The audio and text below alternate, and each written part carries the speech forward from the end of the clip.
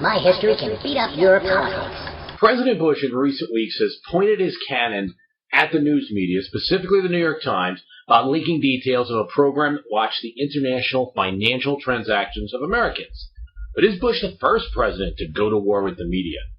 In the podcast today, we examine that question and find that many presidents have coddled, charmed, manipulated, and yes, in some cases, attacked the media. The problem with today's politics is that it's discussed in a vacuum. Nobody brings up the history that led to today's current events. Well, I do. In my podcast, I take the politics of today and smash them and bash them with yesterday's history. Well, the politics comes out different. You come out with a better understanding of today's current events. I'm not a talking head. I'm not a pundit. I'm Bruce Carlson. Listen to me as history beats up on politics. My history can beat up your politics. The first meaningful record of a president actually having an operation to even benevolently manipulate the press is Abraham Lincoln. He hired a former Illinois editor, and his name was John Nicolay. Because of his background as an editor, he was called upon, much as modern press secretaries are, to separate the wheat from the chaff for journalists seeking guidance on stories. The editor of the monthly magazine The Century consulted him about anecdotes and other hints of startling disclosures. His daughter and biographer, Helen Nicolay, said he would usually cast doubt on stories and discourage their publication. But once in a while, he would tell the editor they were interesting and important and should be published. So a kind of massaging of the press, even back in the Lincoln administration. Theodore Roosevelt was one of the first U.S. presidents to use the press as a frequent means of communicating with the public. He established close personal relationships with journalists. There's even a story that one rainy day at the White House, Roosevelt saw a group of stalwart reporters huddled next to their regular post at the White House gate in the pouring rain.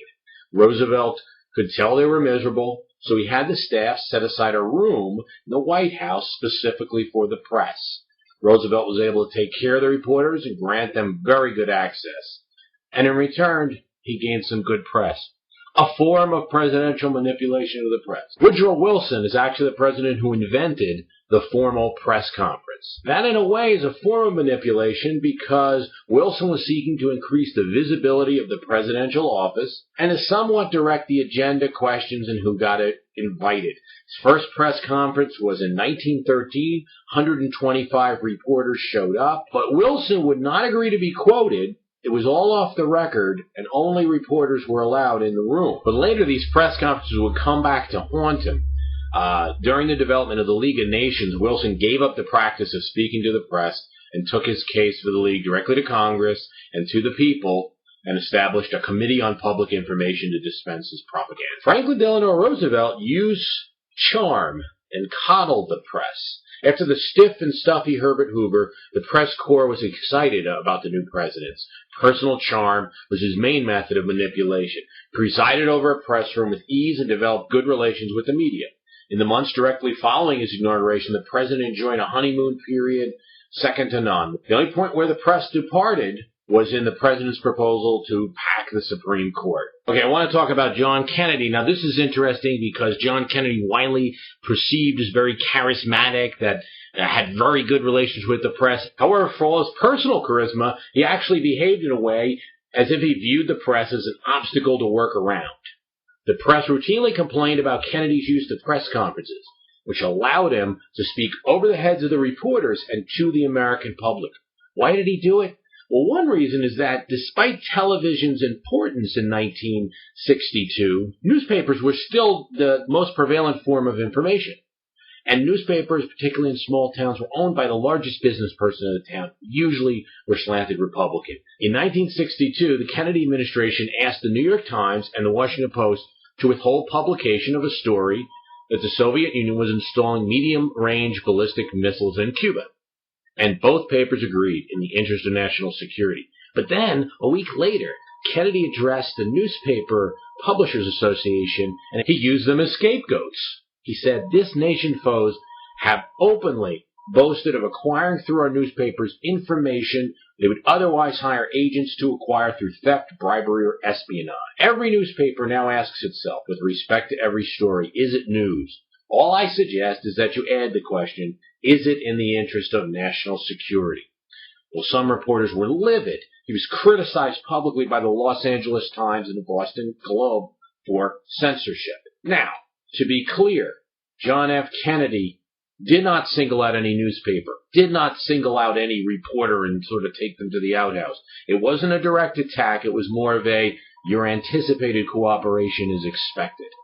But the passage sounds chillingly close to the president's words today. Kennedy is also known to have invited reporters of a very low profile to come over to the White House, and he'd grant them an interview while ignoring the top, well-known, famous reporters. Obviously, he correctly thought that these small-time reporters would be so ingratiated that the coverage would be good.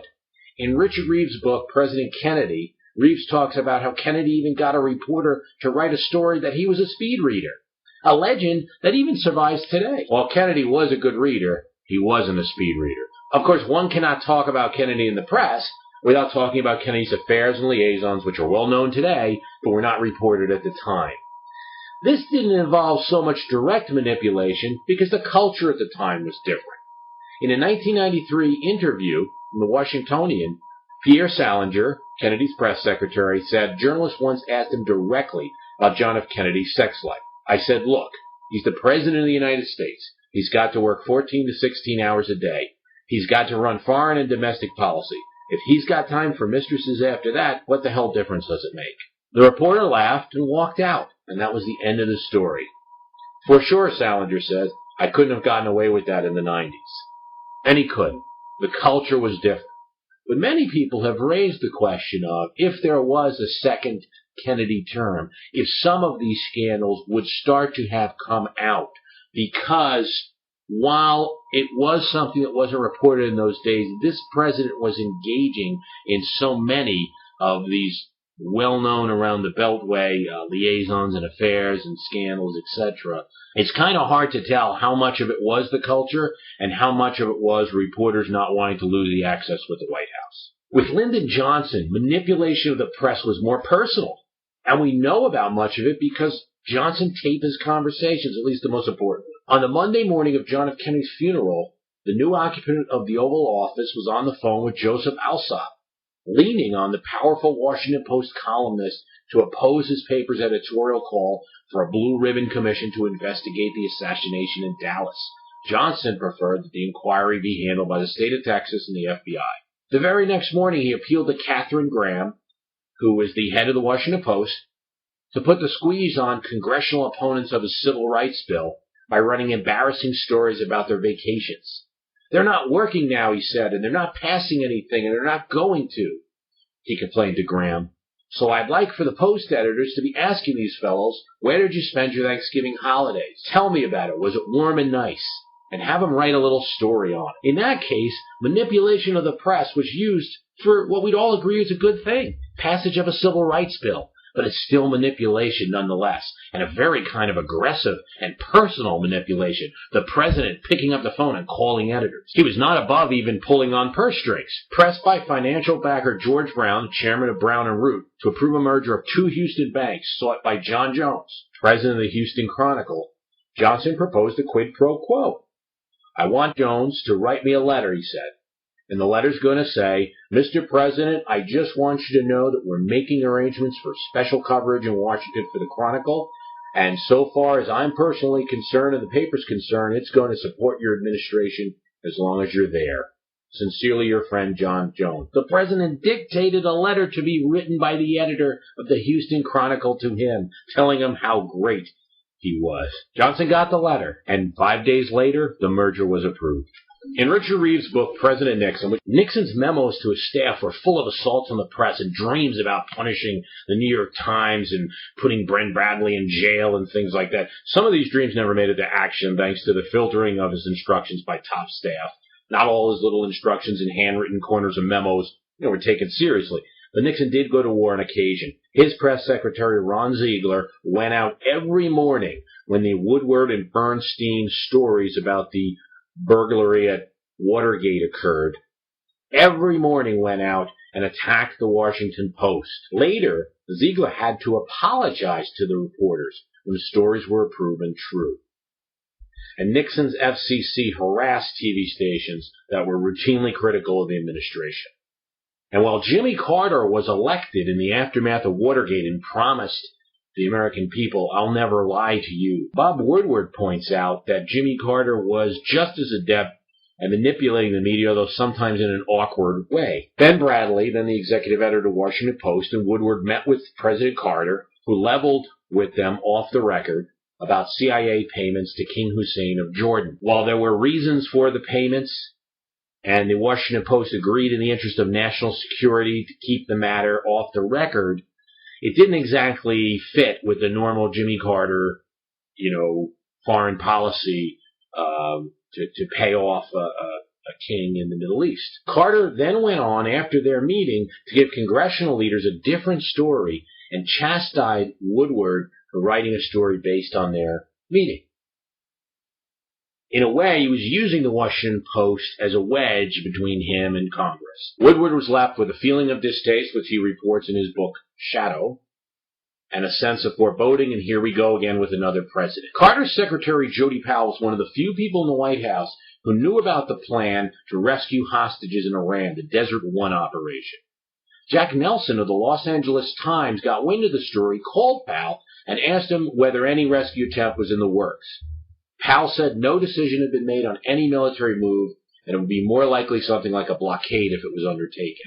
Of course, as we now know, there was a rescue attempt, Desert One, and 8 American servicemen were killed in that operation. Powell had to call Nelson that night and said, "I lied to you." For the most part, Carter and Powell got a pass. American lives were at stake. Even Nelson, the reporter affected, realized the situation and really didn't criticize the administration that much. Nonetheless, Jimmy Carter was using some tools to manipulate the media, and while his actions are very explainable, given the image that he presented during the campaign, some of the events are surprising. Because of Ronald Reagan's popularity, the press didn't need to be directly manipulated or organized so much. No one needed to call up reporters and berate them. But reporters and news organizations were self-censoring to a great extent. Afraid of the negative backlash from viewers from attacking such a popular president, the networks and newspapers took it easy on Reagan. And Reagan made it easy for them. Reagan and his PR apparatus knew how to get their desired message across while satisfying the media's appetite for interesting stories and appealing visuals.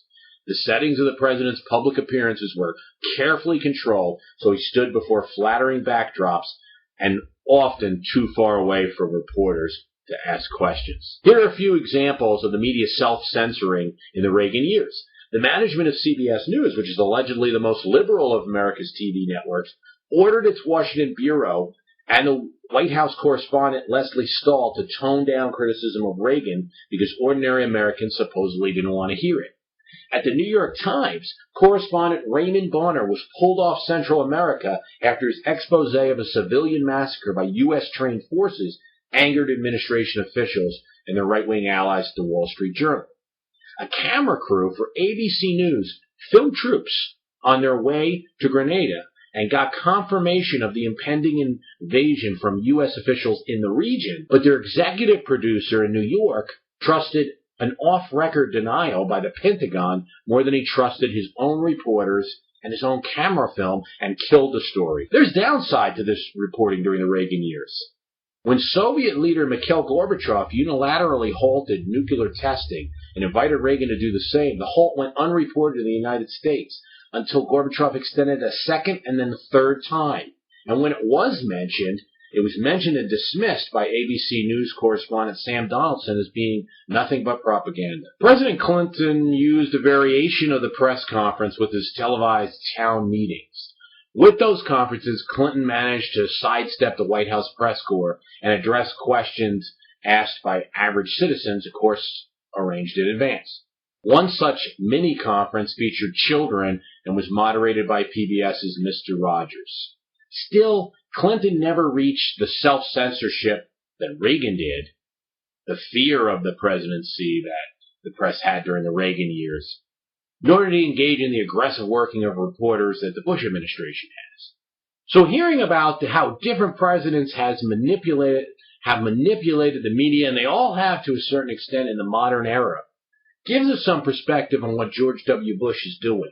What he's doing is not new, although the methods may differ. George Bush's administration is engaged in manipulation of the media that differs in its targeting not of a general press corps or even of powerful owners and editors, but of individual reporters. Eric Alterman asserts, the Bush team plays a kind of hardball the Clintonians were never able to master. He cites Houston Chronicle reporter Bennett Roth's May 10, 2001 question to Ari Fleischer, then the press secretary, about underage drinking by the president's daughter. Fleischer later called Roth and ominously informed him that his question had been, quote, noted in the building. Complaints have also surfaced over White House treatment of reporters who annoy the administration. Robert Kuttner, co-editor of the liberal American Prospect, argued in a July 16th Boston Globe piece that the press has given the administration an astonishingly free ride.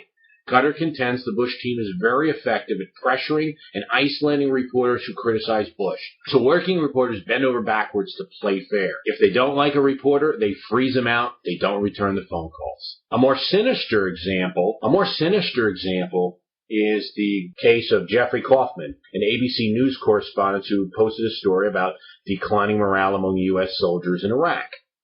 According to Washington Post gossip columnist Lloyd Grove, Internet gossip Matt Drudge told Grove that someone from the White House communications shop tipped him to the ABC story and a profile of Kaufman in The Advocate, which is a gay news magazine.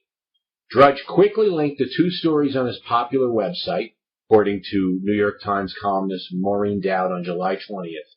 First headlining the Advocate piece, ABC News reporter who filed troop complaint story, openly gay Canadian. 8 minutes later, he amended the headline to simply read, ABC News reporter who filed troop complaint story is Canadian. Dow concluded, beset by problems, the Bush team responds by attacking those who point out the problems. Scott McClellan, the White House press secretary at the time, of course, denied the White House had anything to do with the Matt Drudge story. Hearing about the history of presidents and their desire and sometimes ability to manipulate the media doesn't excuse the actions of this White House, but it puts it in perspective. It's not new, and it's something that they're engaging in a different way that is at least more intense than other presidents have. So when you see President Bush on television attacking the newspapers, understand that while the words may be new and Bush's style may be different, he's engaging in a process that presidents had for at least 100, maybe 150 years. That concludes my podcast.